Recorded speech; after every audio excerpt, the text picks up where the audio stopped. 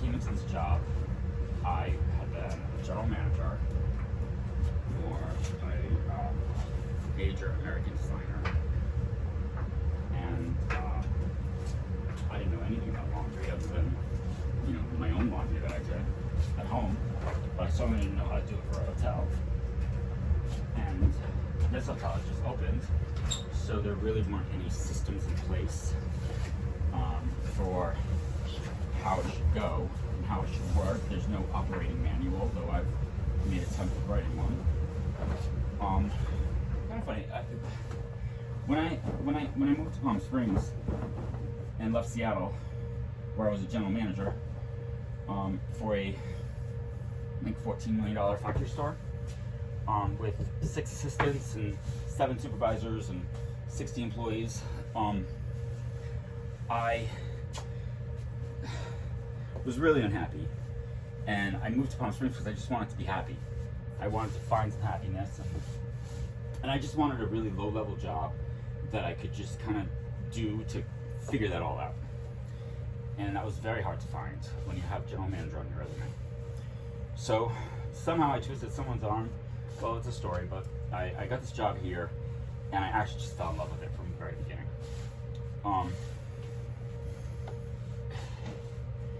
It is very enjoyable, and because there were no systems in place, I created a lot of them.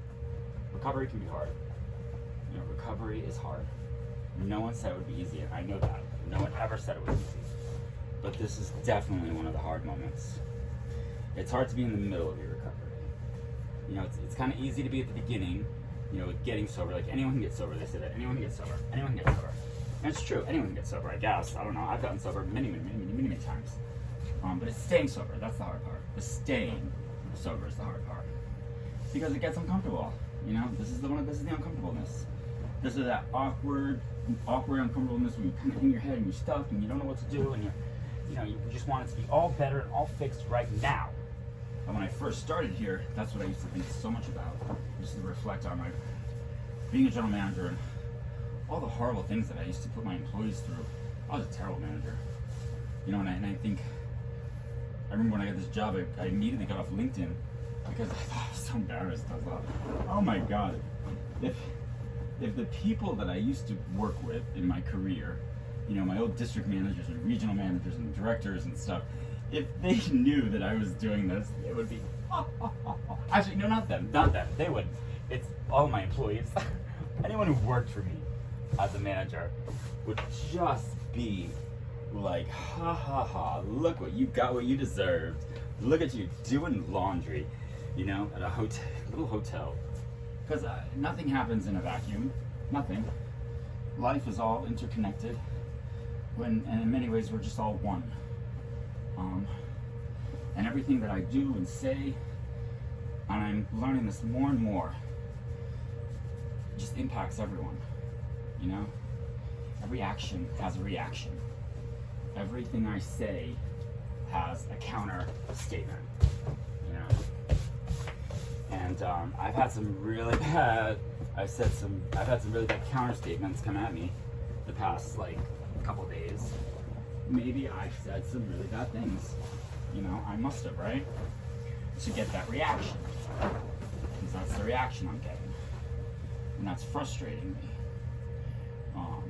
I'm someone who, up until very recently, has never really taken responsibility for the things that I've said and done. And wasn't even really aware, didn't even have the self-awareness to know, what am I really doing? Because I was justified in what I was doing. I thought everyone owed me, and that everyone should do what I want because you owe me, and I'm justified because of what happened to me, when I was a kid, and because of my childhood and all this kind of stuff, that the world owed me, and that's just horrible. And I didn't know. I really didn't know. I had no idea how horrible I was being. I had no idea. My self-awareness was at 0.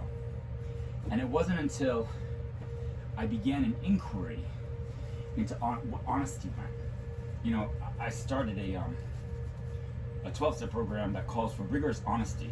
We must be rigorously honest with ourselves in order to work this program. And I looked at that word. I was like, well, what does it mean to be rigorously honest? Like, what is that? What is rigorous honesty? And someone said to me, it's lying through omission. And I was like, oh my God, that blew my mind. Lying through omission, of course, because what is the truth? You know? I mean, I used to think I was telling the truth all the time when I was a kid. When you think about when I was a very little child, my mother always told me, tell the truth, tell me the truth, tell me the truth. I want the truth, I want the truth, I want you to tell me the truth. You know? And I was afraid to speak the truth. I was afraid to tell the truth. I was afraid to tell her what was going on at school. I was afraid. You know, I was embarrassed and ashamed, and I just wanted to hide it all. You know? And then I started working, and you know, I'd have conflicts with people at work all the time, and you know, my bosses would say, okay, well, that's your side of the story, then there's her side of the story, and then there's what really happened. And then I would think, okay, so then there's 3 sides to the truth. So there's 3 sides to the truth. And I got really good at crafting my side of the truth, you know, because my side of the truth was about, you know, everything that I did right and everything that you did wrong made me look good and made you look bad. And that was I didn't even realize that I was really lying in a way, because I wasn't really telling the whole truth. I was just telling the side that made me look good and everyone else look bad. And that's not really the truth when you think about it, because it's a very edited version of the truth that's being used to manipulate others to make you look good and someone else look bad. And I've done that my whole life. You know, up until just very recently, until I realized that that's what I was doing. You know, it takes time and it takes inquiry into ourselves to understand what it is that we're doing. Where is my love and tolerance for myself, you know? That's the other big piece. I don't know. You know, I mean, I think I love myself, but I'm about to have a cigarette, and that's not very good. You know, someone said the other day at a meeting, people who love themselves don't smoke cigarettes. I'm like, oh yeah, whatever. But it's probably true. Isn't it on the stain sheet? So maybe I should think about that. Hold on, let me see, right? I think I need a break. I have one more sheet to fold. And then I'm gonna take a break, because this is a lot. But I can solve all your problems. What about mine? You know? I can solve all your problems. You can fold. Let me show you how to fold the cleanest, wrinkle-free sheet right here. Did you see that? Look at that. Not one wrinkle. One wrinkle on that sheet. It took me a long time to figure that out. But see, it's stained. See there? And all that.